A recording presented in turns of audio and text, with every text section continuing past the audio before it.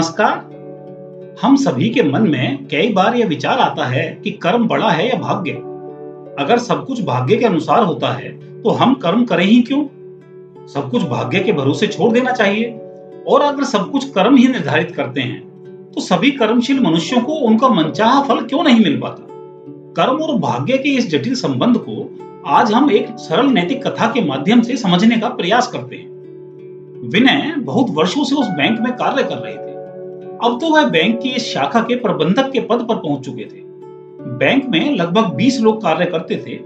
Bank के बाहर एक दुकान थी जिसे नरेश चलाया करता था। दुकान में चाय के अतिरिक्त खाने पीने और जलपान की भी सुंदर व्यवस्था थी। यह दुकान पहले ऐसी नहीं थी।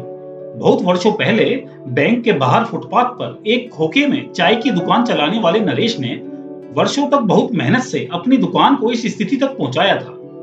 बैंक में पूरे दिन चाय की जितनी भी मांग होती थी वह नरेश के द्वारा ही पूरी करी जाती थी। नरेश भी सभी बैंक कर्मियों से परिचित था। एक दिन विनय अपने काम में बहुत थके हुए थे तथा उन्हें देर रात तक रुककर अपना कार्य पूरा करना था। सायंकाल वे टहलते हुए नरेश की दुकान पर गए और उसे चाय बनाने के लिए कहा, अरे नरेश, एक चाय तो देना।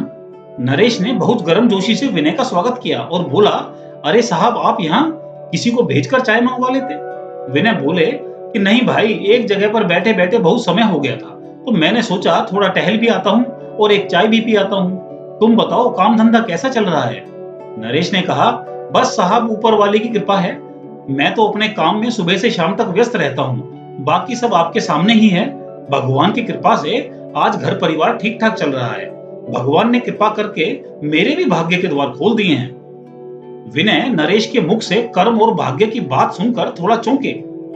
उनके मन में विचार आया कि एक चाय वाला कर्म और भाग्य की बात इतने आत्मविश्वास से कर रहा है। उन्होंने कहा, नरेश, तुम्हारे अनुरूप कर्म और भाग्य क्या हैं? क्या तुम भाग्य पर विश्वास करते हो? नरेश ने मुस्कुराते हुए उत्तर दिया, साहब, सब कुछ आप लोगों से ही तो सीखा है। विनय आश्चर्यचकित होकर बोले, आज मुझे भी विस्तार से समझाओ कि अपने जीवन में इतनी सफलता का श्रेय तुम किसे देते हो? नरेश ने मुस्कुराकर उत्तर दिया, साहब, आपके बैंक में बहुत सारे लॉकरों की व्यवस्था है। उन लॉकरों का ताला खोलने के लिए 2 चाबियों की आवश्यकता होती है। एक चाबी तो लॉकर के मालिक के पास होती है और एक चाबी आप बैंक वालों के पास होती है। वह ताला तब तक नहीं खुल सकता जब तक दोनों चाबियां एक साथ ना घुमाई जाएं। जैसे आप बैंक के प्रबंधक हैं और ग्राहक की चाबी घुमाने पर भी वह ताला तभी खुलेगा जब आप भी अपनी चाबी घुमाएंगे। इसी प्रकार हमारे भाग्य के लॉकर में भी 2 चाबियां लगती हैं। हमारे भाग्य के लॉकर के प्रबंधक स्वयं भगवान हैं, परंतु हमें यह नहीं पता कि वह चाबी कब घुमाएंगे। इसलिए हमें तो बस अपनी चाबी घुमाते रहना है।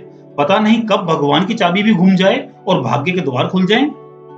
विनय नरेश की बात सुनकर अवाक रह गए कि उसने कर्म और भाग्य के गूढ़ विषय को लॉकर और उसके ताले के उदाहरण से कितनी सरलता से समझा दिया। उसका यह उत्तर संतोषजनक और सभी को प्रेरणा देने वाला भी है। मानव जीवन में हमें भी केवल भाग्य के भरोसे बैठे नहीं रहना चाहिए, निरंतर अपने कर्म करते रहना चाहिए। भाग्य के द्वार तभी खुल सकते हैं जब आप मिले हुए अवसर का पूर्ण रूप से लाभ उठाएं और अपने कर्मों को श्रेष्ठ प्रकार से करते रहें। यदि हम ऐसा करते रहे तो यह सत्य है कि यह हमें भी नहीं पता कि भगवान कब अपनी चाबी घुमाएंगे और हमारे भाग्य के द्वार खुल जाएंगे। आपको यह वीडियो अच्छी लगी है तो लाइक, कमेंट व शेयर करें। आप हमारे चैनल पर पहली बार आए हैं तो चैनल सब्सक्राइब करके बेल आइकन भी अवश्य दबाएं। धन्यवाद।